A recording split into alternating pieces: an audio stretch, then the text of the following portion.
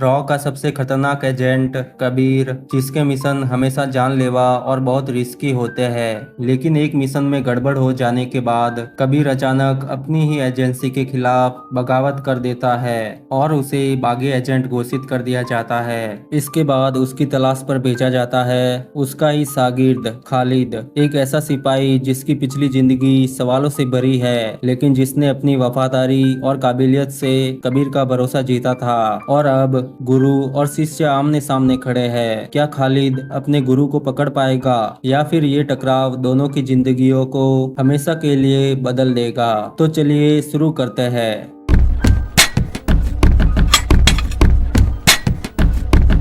नई दिल्ली में कहानी की शुरुआत होती है, जहां मेजर कबीर धालीवाल को एक इराकी आतंकी फरीद हक्कानी को मारने का मिशन दिया जाता है। लेकिन सबको चौंकाते हुए वो रॉ के सीनियर एजेंट वी.के. नायडू को ही मार देता है। इस घटना के बाद डिफेंस मिनिस्टर सैरना पटेल और कर्नल सुनील लूथरा कैप्टन खालिद रहमानी को आदेश देते हैं कि वो कबीर को ढूंढकर खत्म कर दे। अब यहीं से असली टकराव शुरू होता है। खालिद, जो रॉ का एजेंट है, उसी इंसान का पीछा करने निकलता है जिसने उसे ट्रेन किया था। उसका मेंटोर था कबीर धालीवाल। पूरी दुनिया में रॉ के टारगेट को खत्म करने के बाद कबीर को अब बागी एजेंट मान लिया गया है। लेकिन असलियत कुछ और है जो धीरे धीरे सामने आती है। 2 साल पहले कहानी में दिखता है कि कबीर और उसकी टीम, जिसमें खालिद भी शामिल होता है, भारत के सबसे बड़े दुश्मन और आतंकी बिजनेसमैन रिजवान इलियास को पकड़ने के मिशन पर जाते हैं। शुरुआत में कबीर खालिद को साथ लेने के लिए राजी नहीं होता,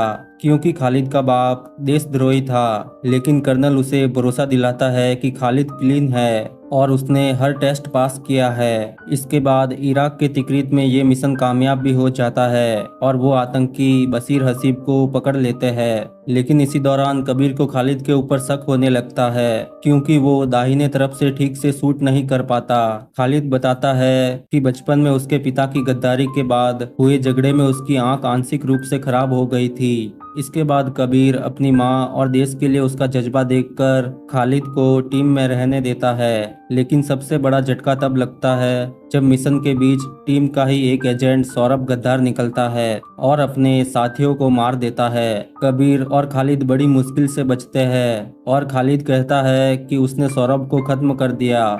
6 महीने बाद कबीर को पता चलता है कि रिजवान के 4 खुफिया लोग भारत में ही छुपकर बैठे हैं। तभी वो अकेले काम करना शुरू कर देता है और रॉ उसे बागी घोषित कर देती है। वापस वर्तमान में खालिद का मिशन लगभग हाथ से निकल जाता है जब कबीर एक के बाद एक रॉ अफसरों को मार देता है। इसके बाद खालिद ने सोचा कि कबीर गद्दार बन चुका है, लेकिन धीरे धीरे सच्चाई खुलती है कि कबीर असल में उन गद्दार अफसरों को खत्म कर रहा है जो रिजवान के लिए काम कर रहे थे।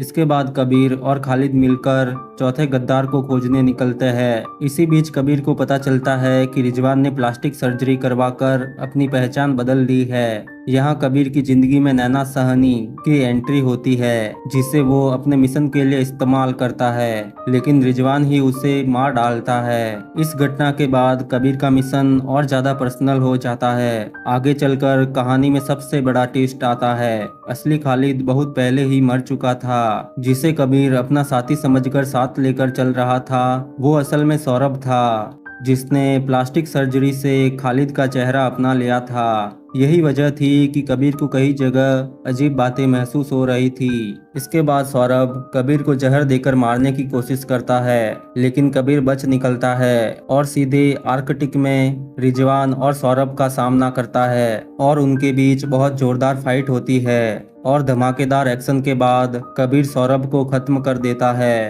अंत में खालिद को मरणोपरांत वीरता सम्मान दिया जाता है और कबीर नैना की बेटी रूही की परवरिश करता है और लूथरा से वादा करता है कि वो देश के लिए लड़ाई जारी रखेगा।